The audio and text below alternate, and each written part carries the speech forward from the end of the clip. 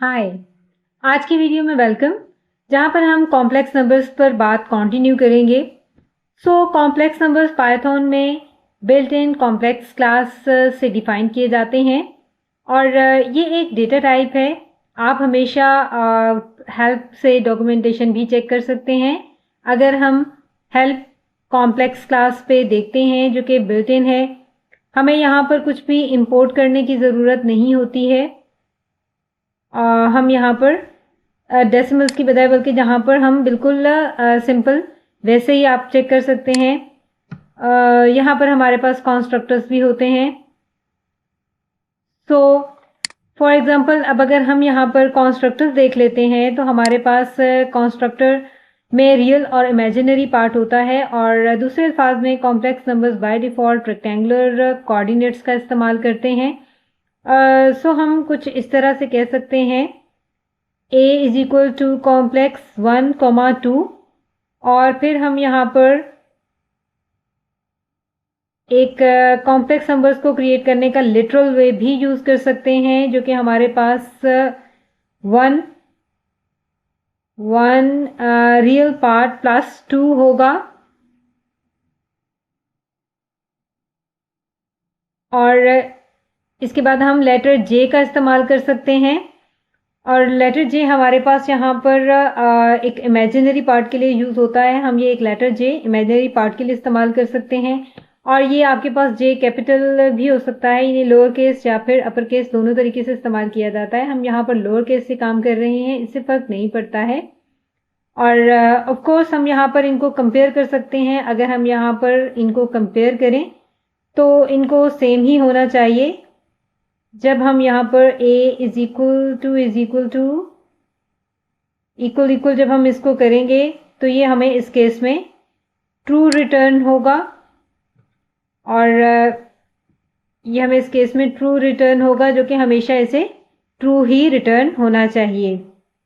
In general ये true ही return होता है। और उसके बाद हम ये देख सकते हैं कि हम रियल और इमेजिनरी पार्ट को किस तरह से रिट्रीव कर सकते हैं कॉम्प्लेक्स नंबर्स को अगर हम वो करना चाहें।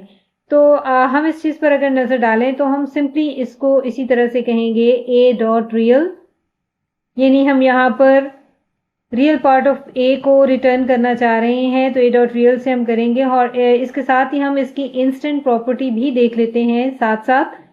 तो अगर हम टाइप ऑफ डॉट रियल भी कर लें टाइप ऑफ रियल, और अब आप यहाँ पर जानते हैं कि आप के पास जब हम इसको करेंगे तो हमारे पास ये रिटर्न 1.0 और क्लास फ्लोट टाइप ही आई है हमारे पास।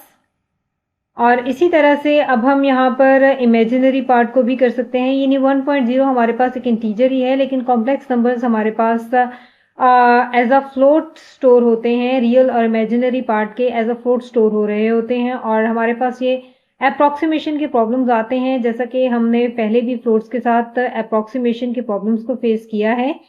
और बोथ इमेजिनरी और रियल पार्ट में हमारे साथ इसी तरह से ही होता है।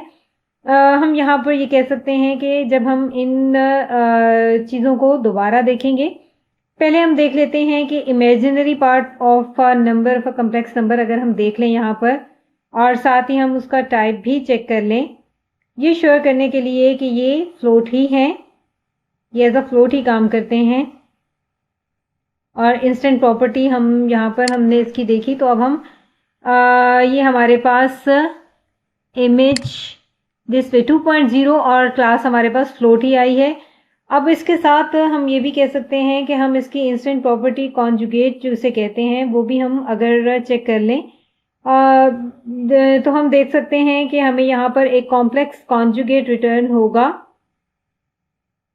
हम अगर यहाँ पर देख लें a डॉट कॉन्जुगेट, और इट्स अ मेथड, ये एक प्रॉपर्टी नहीं है, ये हमें कॉन्जुगेट, ये हमें जब हम इसे रन करेंगे तो ये हमें 1 - 2j रिटर्न करेगा जो कि हमारे पास 1 - 2j रिटर्न हो जाएगा। और ये नहीं, ये यहाँ पर आपने देखा कि असल में ये कॉम्प्लेक्स कॉन्जुगेट है, यानी ऑफ 1 + 2j का ये एक कॉम्प्लेक्स कॉन्जुगेट है।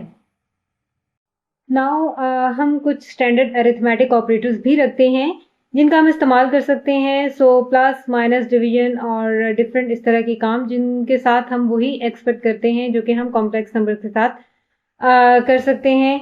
और अब अगर हम यहाँ पर इक्वल टू 1 + 2j कह देते हैं, लेट्स से कि हम b इज इक्वल टू कुछ different number 10 plus let's say 8j, अगर हम यहाँ पर b प्लस कह देते हैं, b is equal to 10 + 8j अगर हम कह देते हैं, और यहाँ पर हम इनको प्लस करना चाह रहे हैं, a + b अगर हम कर लेते हैं, प्रिंट a + b, तो हमारे पास यहाँ पर 11 + 10j आ जाएगा, 11 + 10j।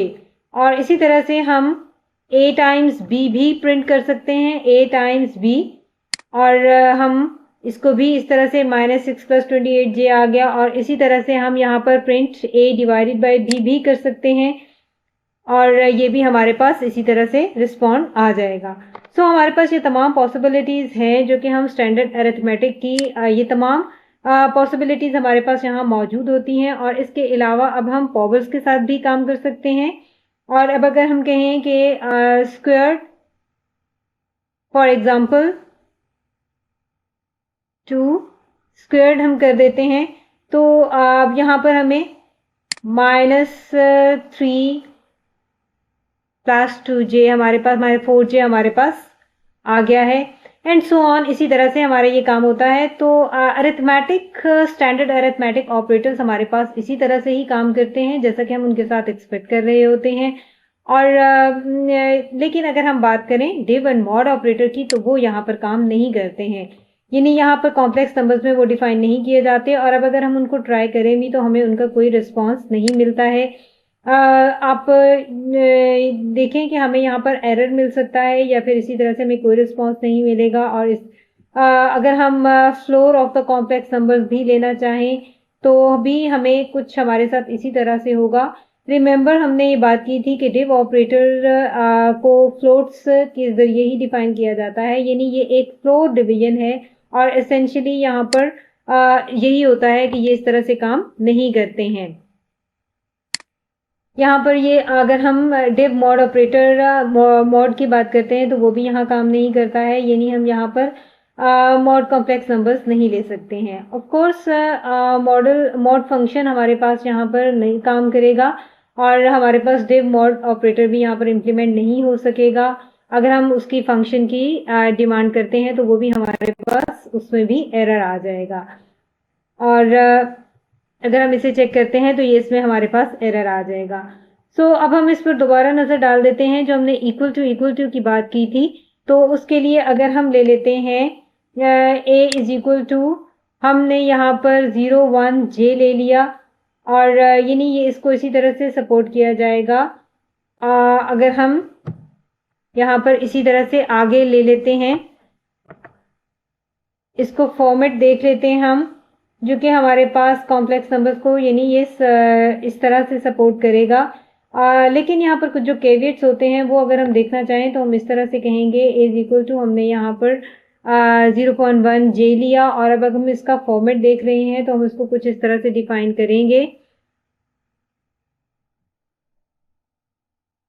हमने यहाँ पर एक रियल पार्ट जो है वो उसका देखना चाह रहे हैं, और ये अभी भी कॉम्प्लेक्स नंबर ही है। अगर हमने ये फॉर्मेट को देखा तो यहाँ पर हमने 25 डिजिट्स कहा आफ्टर डेसिमल पॉइंट, तो आप देख सकते हैं कि हमारे पास यहाँ पर एग्जैक्टली ज़ीरो नहीं आएगा। जब हम इसको चेक करेंगे तो ये हमारे पास एग्जैक्टली ज़ीरो नहीं आएगा। ये एक बाइनरी रिप्रेजेंटेशन इशू ही है जो कि हमने ऑलरेडी डिस्कस किया था, और अब हम इसके साथ वही कुछ कर सकते हैं, यानी अगर हम यहाँ पर +8 देख लेते हैं, अगर हम इसको इस तरह से करें a + a और इज इक्वल टू अगर हम वही चीज़ चेक कर लें, हम यहाँ पर टेस्ट करना चाह रहे हैं 0 0.3j के साथ। और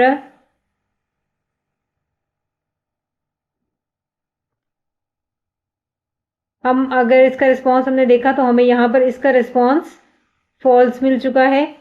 और इसी तरह से हम यहाँ पर ये इस वजह से है कि अब अगर हम फॉर्मेट चेक कर लें तो बात आपको क्लियर हो जाएगी।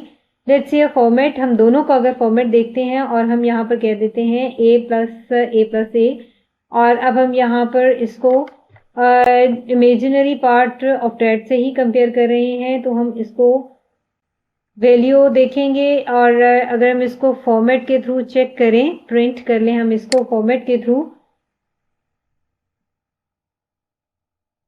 जे से हमने इसको डॉट इमेजिनरी 25 डिजिट्स कहा आफ्टर डेसिमल पॉइंट। तो आप देख सकते हैं यहाँ पर एग्जैक्टली ये एक दूसरे के इक्वल नहीं आएंगे। जब हम इसको चेक करेंगे तो ये हमारे पास एग्जैक्टली 0 नहीं आ रहे। जब हम इसकी प्रॉपर फॉर्मेशन देखेंगे तो हमारे पास यहाँ पर जो डिजिट आएगा वो एग्जैक्ट इसके नहीं होगा। ये देखें आप, हमारे पास ये एग्जैक्ट उसके अकॉर्डिंग नहीं आ रहा है, यानी हमारे पास एक अप्रॉक्सीमेशन आ जाती है जो कि इज इक्वल टू यहाँ पर प्रॉपरली काम नहीं करता है।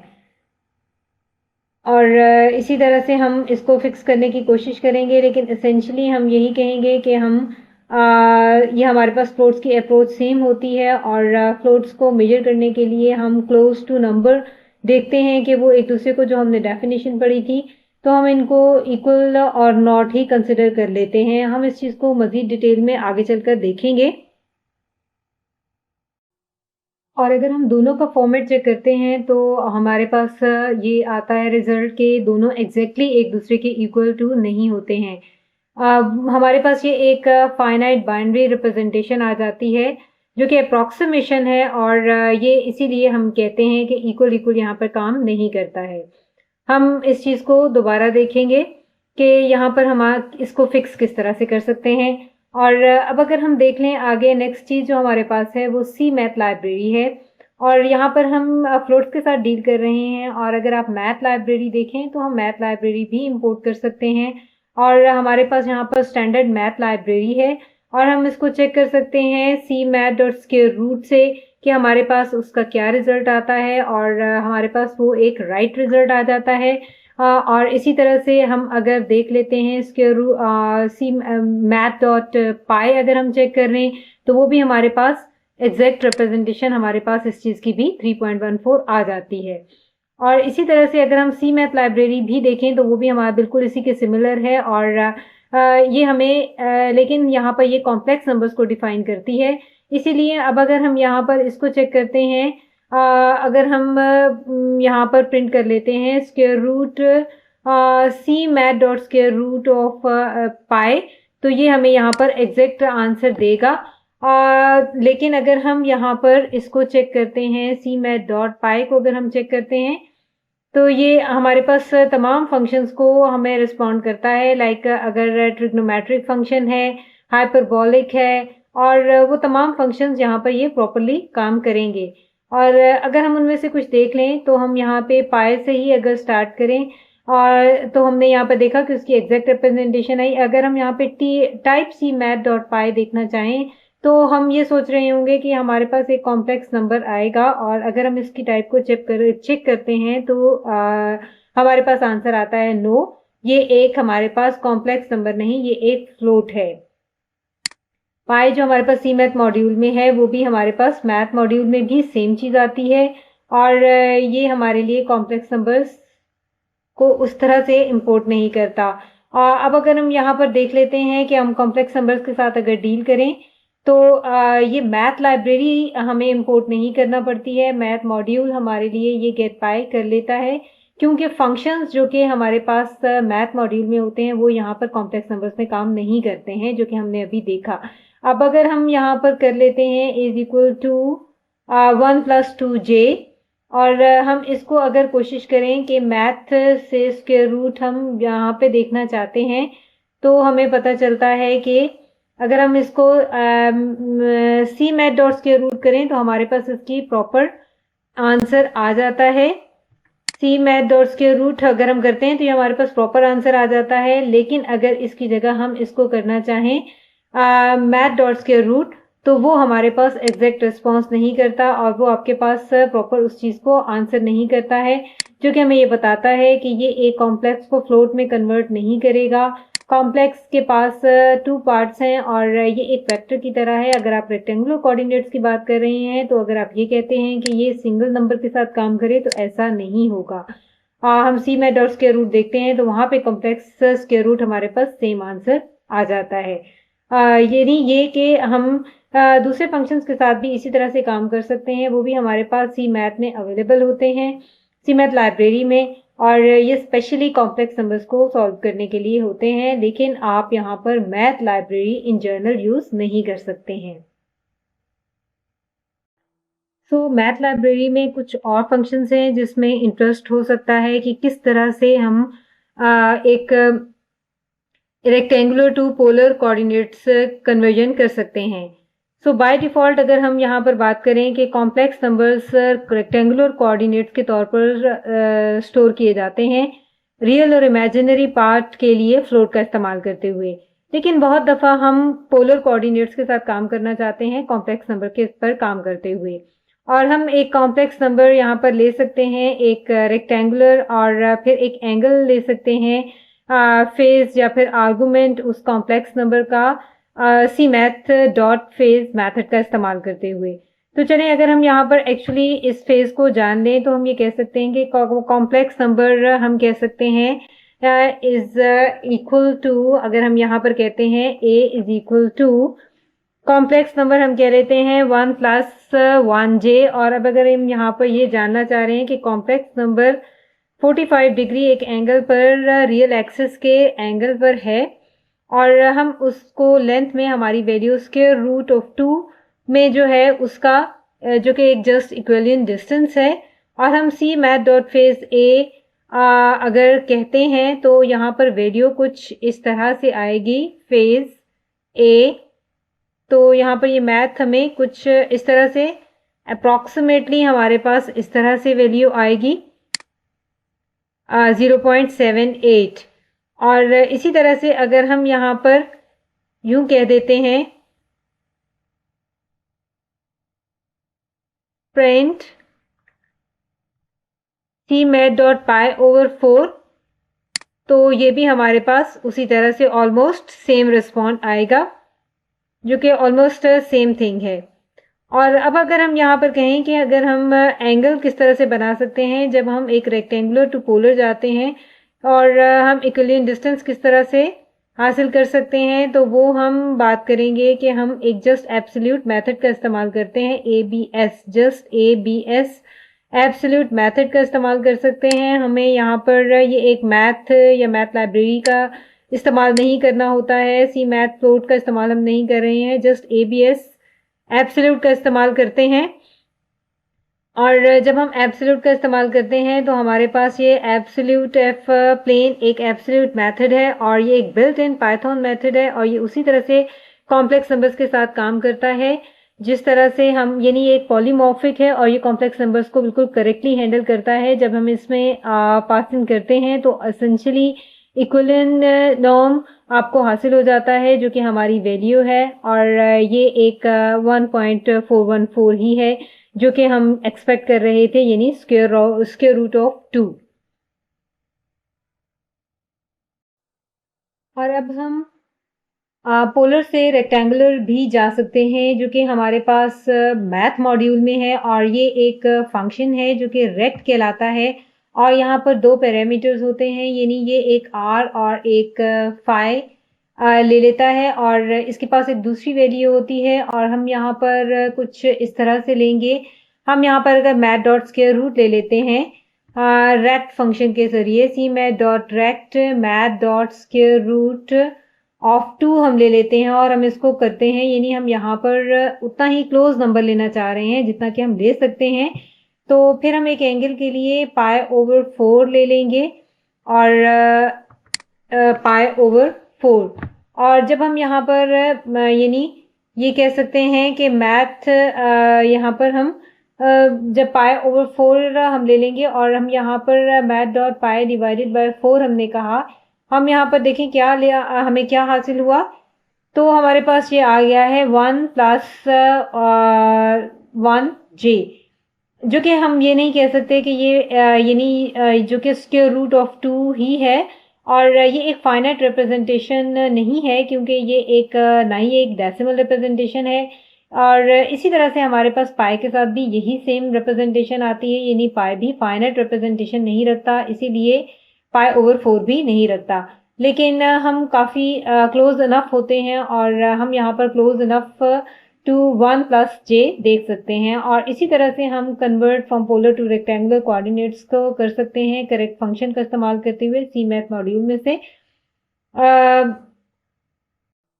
सो लास्टली हम एलर्स आइडेंटिटी की बात करेंगे, और हम यहाँ पर जो कि हमने स्लाइड्स में डिस्कस किया था, और हमारे पास यहाँ पे एक इक्वेशन हमने डिस्कस की थी e2i पाई, जो कि एक स्टैंडर्ड नोटेशन है एक कॉम्प्लेक्स नंबर्स की और मैथ की। लेकिन पाइथन में यहाँ पर आई की जगह जे का इस्तेमाल किया जाता है, यानी यहाँ पर ये ई पाई जे होगा, जो कि हमारे पास +1 इक्वल टू 0 होगा। और अगर हम इसको टेस्ट कर लें, इस कोटेशन को, जो इक्वेशन को जो हमने जानी थी, अगर हम उसको देख लें तो हम कुछ इस तरह से मेंशन करेंगे। राइट हैंड साइड हम चेक कर लेते हैं। सो राइट हैंड साइड यहाँ पर ये इक्वल है यूज ऑफ एक्सपोनेंट के, और एक्सपोनेंट फंक्शन मैथ मॉड्यूल में से ही यूज़ किया जाता है। और हम यहाँ पर एक्सपोनेंशियल ऑफ चाह रहे हैं, जो कि आई पाई है, यानी हम यहाँ पर सी मैथ या फिर मैथ दोनों का इस्तेमाल कर सकते हैं, और इससे कोई फ़र्क नहीं पड़ता है।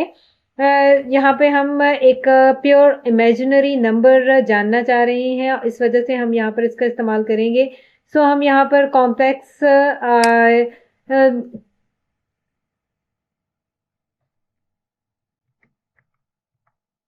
सी मैथ डॉट एक्सपोनेंट कॉम्प्लेक्स 0, और इस तरह से हम इसका कर लेंगे 0 कॉमा मैथ डॉट पाई, और हम इसको देख सकते हैं। फिर एंड पर हम कर लेंगे +1, और अब हम जब RHS राइट हैंड साइड को प्रिंट करेंगे तो हमारे पास एक वैल्यू आ जाएगी। सो ये हमारे पास एक प्रिंट करने पर 1.22 सम वैल्यू आ चुकी है, जो कि हम कह सकते हैं कि क्लोज टू 0 है। और हम यहाँ पर ये कह रहे हैं कि ये कुछ प्रॉपर हमारे पास फंक्शन नहीं आता, या फिर हम एक एग्जैक्ट 0 नहीं है, लेकिन जैसा कि हमने बात की थी कि 10 to the negative 10 to the exponent exactly 0 नहीं आता है। और यहाँ पर ये इसी तरह से 10 to the negative 16 over here है। और हम यहाँ पर कह सकते हैं कि अगर हम इसको इस क्लोज मेथड के ज़रिए ट्राई करें कि ये कितना ट्रू है, ये हमें ट्रू आता है या फॉल्स हमें बताता है, तो हम अगर यहाँ पर इस क्लोज मेथड चेक कर लेते हैं, सी मैथ डॉट इज क्लोज, और उसमें हम 2 पैरामीटर ले लेते हैं, राइट हैंड साइड, और यहाँ पर हम 0 मेंशन कर लेते हैं। और यहाँ पर हम इस क्लोज फंक्शन डायरेक्ट यूज़ नहीं कर सकते हैं, क्योंकि ये हमारे पास मैथ मॉड्यूल में कुछ इस तरह से है, जो कि अवेलेबल है फॉर्चुनेटली सी मैथ मॉड्यूल में हमारे पास। और हमने जब उसका यूज़ किया इस क्लोज के थ्रू राइट हैंड साइड, और जब हम इसको कैलकुलेट करेंगे और 0 के साथ, तो हमें यहाँ पर फॉल्स रिटर्न हो जाएगा। और अब हमें यहाँ पे फॉल्स क्यों रिटर्न हुआ, ये वाकई क्लोज नंबर था, इट्स रियली क्लोज। लेकिन ये शायद रियली क्लोज नंबर, हम अगर डिस्कशन पुरानी देखें जो कि हमने फ्लोर्स में डिस्कशन की थी, कि प्रिसाइजली हमारे पास यहाँ पे एक प्रॉब्लम आता है डिफ़ॉल्ट रिलेटिव और एब्सोल्यूट टॉलरेंस का। और अब अगर हम यहाँ पर इसको हेल्प सी मैथ डॉट देख लेते हैं इस क्लोज को, तो यहाँ से हमें ये पता चल सकता है कि यहाँ पर ये एक रिलेटिव और एब्सोल्यूट टॉलरेंस का कॉन्सेप्ट है, और बाय डिफ़ॉल्ट एब्सोल्यूट टॉलरेंस हमारे पास 0 हो जाती है, रिलेटिव टॉलरेंस 10 टू -9 होती है। और याद रखें कि हमने डिस्कशन में ये बात की थी पहले भी, कि अगर हम 2 नंबर्स को कंपेयर कर रहे हैं और कि वो एक दूसरे के क्लोज टू 0 हैं या नहीं, तो रिलेटिव टॉलरेंस रियली यहाँ पर इस तरह से काम नहीं करती है, ये एब्सोल्यूट टॉलरेंस पर ही वापस आ जाती है। और अब अगर हम यहाँ पर एब्सोल्यूट टॉलरेंस पर वापस आएँ तो यानी इस चीज़ का मेन लेसन ये है कि हमें ये श्योर करना होगा कि एब्सोल्यूट टॉलरेंस को हम स्पेसिफाई कर रहे हैं या नहीं। तो चलें अगर हम एब्सोल्यूट टॉलरेंस को स्पेसिफाई करते हैं और रिलेटिव टॉलरेंस को हम इस तरह से छोड़ देते हैं और एक स्पेसिफिक वैल्यू हम एब्सोल्यूट टॉलरेंस को कर देते हैं, स्पेसिफाई कर देते हैं, यानी ये 0 नहीं होगा, हम इसको 0.0001 कर देते हैं अगर कुछ इस तरह से। तो जब हम इसको देखेंगे फाइनली हमारे पास ये यस ही आ जाएगा 0.001। तो ये फाइनली हमारे पास अगर हम देखते हैं तो ये हमारे पास ट्रू ही आ जाना चाहिए, जो कि हम एक्सपेक्ट कर रहे हैं। जब हम इसको चेक करते हैं तो ये हमारे पास ट्रू आ गया है। अब हमने यहाँ पर एक स्पेसिफिक वैल्यू असाइन की थी एब्सोल्यूट टॉलरेंस को, जिसकी वजह से हमें ये बताया गया कि ये दोनों वैल्यूज क्लोज टू 0 हैं, क्लोज इनफ हैं। दोनों वैल्यूज राइट हैंड साइड यानी इस क्लोज इनफ है according to the tolerance to 0। Okay, thanks for watching. मिलते हैं नेक्स्ट वीडियो में।